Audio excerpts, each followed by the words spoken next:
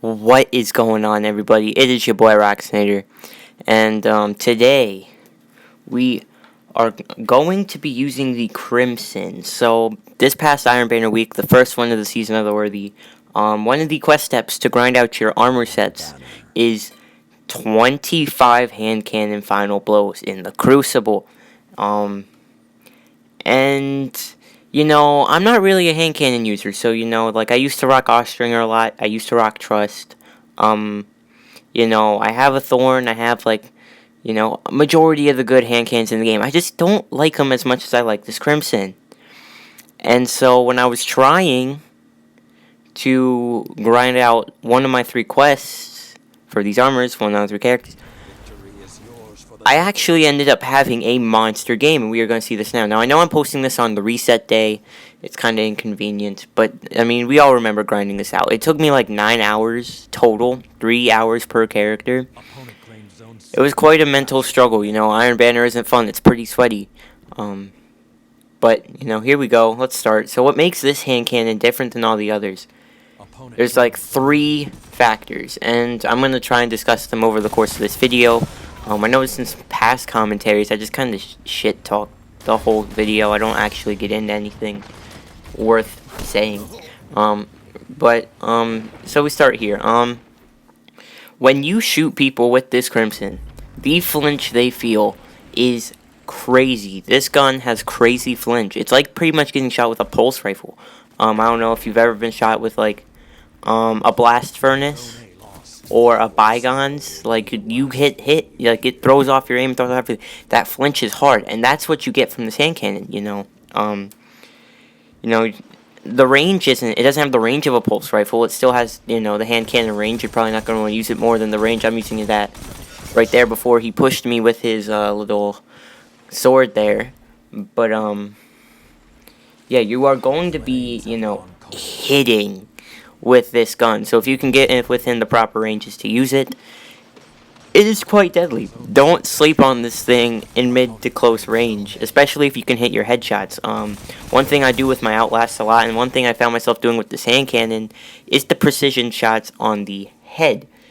Now, another thing, hitting these precision shots is actually activates one of the great things about the Crimson. And this is the Cruel Remedy perk. So essentially what this perk does is when you get kills with this weapon, it heals you. So not only are you getting healed, but if you get the precision kills, which you do if you head glitch like me, it'll also fill your magazine so you don't have to reload. And that comes very useful in a lot of situations, because often in Iron Banner you're going to be playing teams, meaning they're going to be grouped and you're going to have like 1v2 situations more often than not. If you kill the first person with a precision kill, get that heal, which is a little bit of health back, and refill your magazine, you're perfectly good and ready to go for the next guy, assuming you can hit your shots. Which is actually crazy handy. I remember year 1, I used to use Crimson a lot for PvE stuff, and it probably is a little bit better there, but honestly, this is a very viable Crucible option. And those are reasons 2 and 3 why this gun needs to stop being overlooked. I mean, I know you get killed by it every once in a while, but honestly, I don't think this hand cannon is used nearly as enough as it should. That one exotic perk out of 2 alone makes this thing very deadly and very useful to you. Yeah, see right there, I got that heal because I got the precision,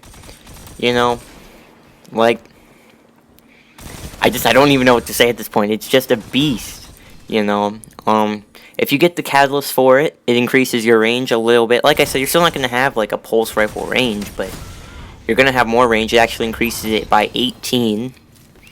Official stat, check Destiny, Wikipedia, it's really good source. But, yeah, I mean, you see me using this thing, you see this thing in action, you get killed by it all the time. I know you do. You're like, what the fuck's the Crimson? This is what the fuck a Crimson is, boys. You know, the words are kind of escaping me at the moment because, you know, I'm kind of brain dead when recording this commentary. It's like 1 a.m. But it's fine. Well, instead of me using words, let's just let the gameplay. Let's let the gameplay speak for itself here. Because when you don't get sniped cross map by revokers, and you can actually get into your range, it's not a bad gun. Also, if anyone knows how to freaking challenge revokers and beloveds, please let me know. That's my biggest kryptonite. You will always win a gunfight against me with your sniper. I guarantee it. I guarantee it. It's been a struggle all this past week for me in the Iron Banner. maybe that's just me, but I'm just saying. I'm just saying. See, I can't contest that. I'm just gonna have to back up, and he's right there too. That outlast isn't gonna do anything. It sucks. You can't take that head on. You have to find an angle. But what you don't have to find an angle for is this barricade and these people. 1, 2. Just like I said earlier, that 1-2 combo. Just get the health, get the reload. Perfect. Now, I know that sounds rather difficult, but honestly, I mean, you should be aiming towards the upper body anyway. I don't know why you would be trying to straight body someone in the Crucible, so, like, getting a headshot with a hand cannon, it's not even that hard. It's not. And it shoots 3-round bursts, like the Pulse. It's not that hard. This is one of the easier hand cannons to pick up and use. There's not as much recoil on this compared to something like an Austringer, a Thorn, that's probably going to bounce back a lot more. Which I think makes a lot of the difference, you know. Recoil can really mess up your aim. Everybody knows that. That's so obvious. I'm saying stupid stuff just to extend my talking. Nah, but it messes with your aim, and you know, especially when you're flinching, it's gonna really throw you off. So, you know, not having as much recoil is really useful. Now, I mean, I should pretty much have you convinced, because this is just your exotic slot. You can still pair like shotguns, snipers, so many great things in your secondary and heavy. You can make a pretty good build with this.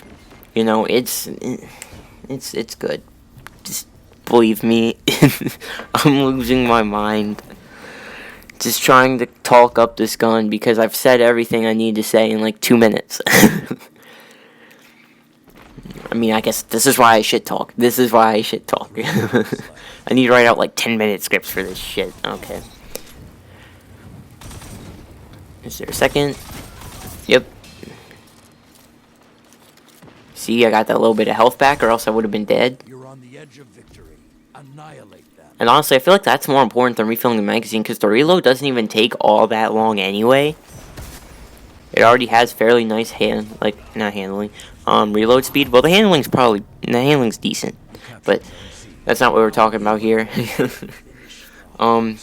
So, you know, and like I said, like I used to use it a lot in PvE. The PvE potential is ridiculous because, you know, there it's a lot easier to hit your precision.